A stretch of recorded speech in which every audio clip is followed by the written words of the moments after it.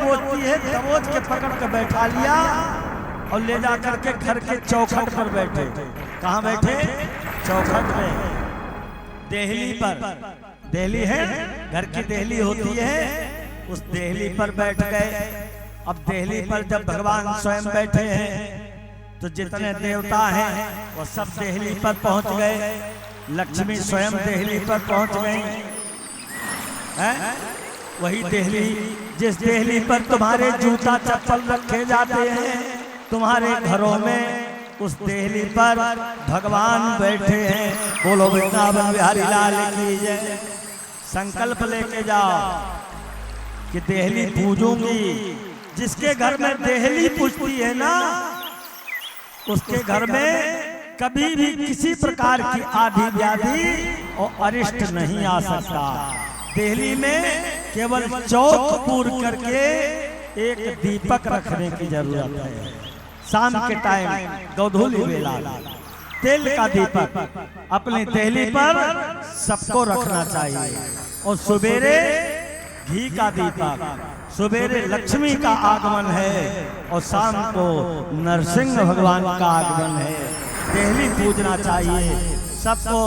उस देहली पर लक्ष्मी जी पहुंची आरती लेकर, अट्टहास किया जोर से, आरती फेंक के भागी। किसी की हिम्मत नहीं वहां पहुंच जाए। प्रहलाद जी थे, अकेले खड़े होकर रो रहे। नारद जी आ गए। नारद जी ने कहा, पिताजी, जिसके लिए इन्होंने ये रूप बनाया है, जब तक वो सामने नहीं आएगा तब तक इनका क्रोध शांत नहीं होगा। इन्होंने रूप किसके लिए बनाया? प्रहलाद जी के लिए। आज प्रहलाद जी के पास जब नारद जी पहुंचे तो नारद जी की आवाज सुन करके, गुरु गोविंद दो खड़े काके लागू पाए, बलिहारी गुरु आपकी जो गोविंद दियो बताए। कहते महाराज, बलिहारी गुरु आपकी कृपा से इधर प्रहलाद जी अकेले खड़े होकर के रो रहे हैं। पिताजी बहुत समझाया लेकिन तुम माने नहीं।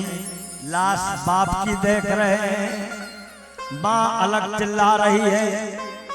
ये देख करके सारे देवता, और जब प्रहलाद जी सामने पहुंचे तो उठा करके हिरण्यकश्यप को फेंक दिया नीचे। भगवान ने प्रहलाद को गोद में उठाया और धीरे धीरे क्रोध शांत होता गया है।